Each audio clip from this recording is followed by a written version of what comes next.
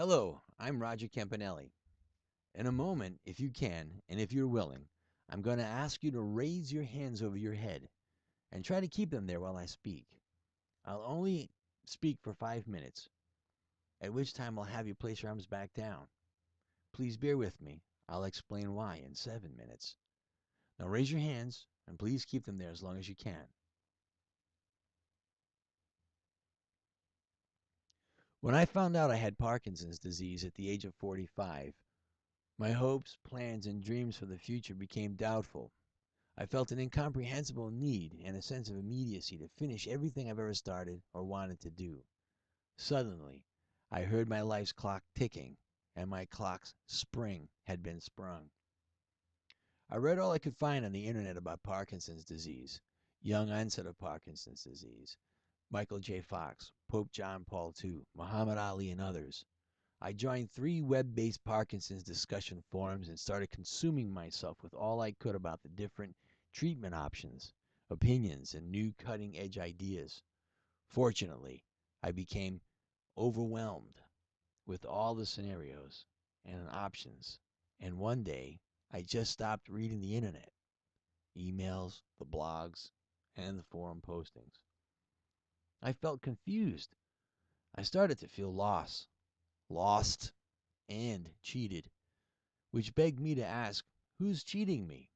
And what is limiting me right now from doing what I need to do? I was drawn to memories of a sailboat delivery I did a few years back.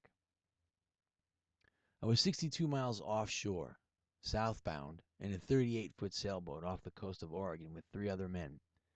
This particular trip was memorable not only because of my being exceptionally cold, wet, and tired due to 9 days of winds in excess of 40 knots, pitching 30-foot seas, and a constant pelting rain, but also because 2 of the 4 of us were morbidly seasick and effectively useless. We, the remaining boat's crew, a well-salted 70-year-old man and I, had nowhere safe to go except to stay offshore and weather it out, lest we run aground in an attempt to find a safe harbor. After a few days of taking the night watch, I felt extremely fatigued and mentally drained. I remember drifting into a state of mindfulness where I was in that particular moment and nothing else mattered. After battling the boat and Mother Nature for what was over a week of muscle-punishing sail adjustments, tiller pulling and pushing, grabbing anything solid that would keep me upright and safe, and from being thrown off the wildly bucking sailboat, I had a moment of clarity. It seemed that the more I gave into the boat's motion and accepted the boat's movement through the waves, the less energy I actually had to use and the easier and more solid I felt with the boat. That memory led me to the realization that there are many things in my life that are not important to my life. While at sea, I felt no pull to do anything other than to be where I was and to focus on the moment I was in.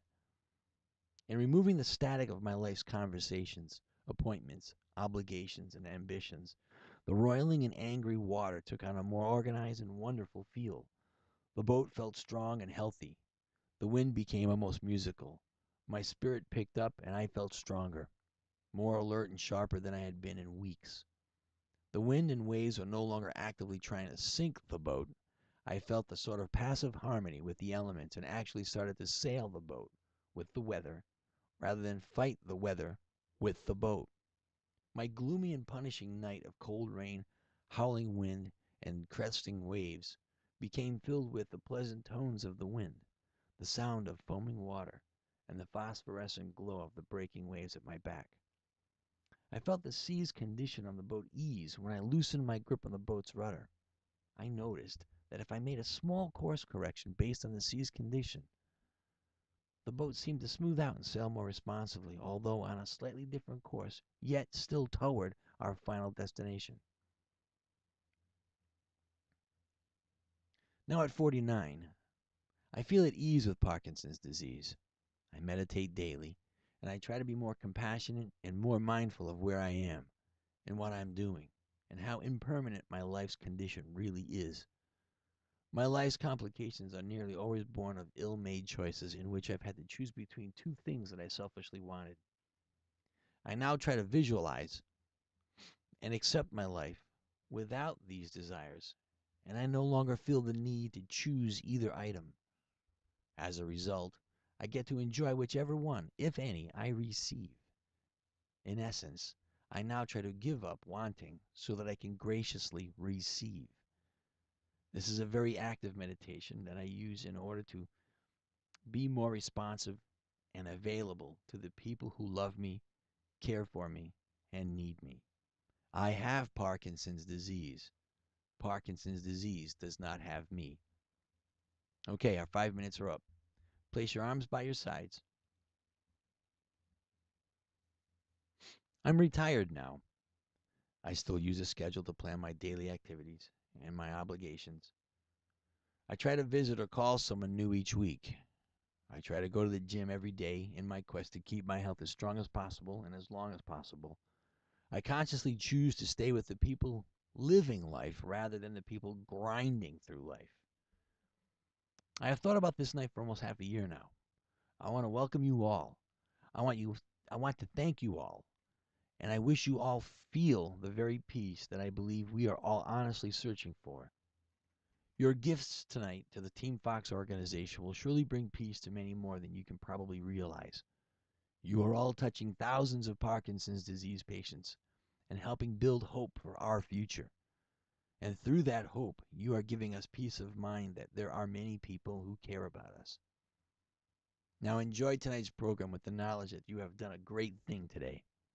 Peace to you and your families and all the people that made tonight enjoyable. Thank you very much. Oh, and that feeling you have in your arms and shoulders right now, if you did your arms over the head thing, it's one of the many physical feelings of Parkinson's that I live with each day. Think about that. I love each and every one of you, and I want to thank you all. Have a good night.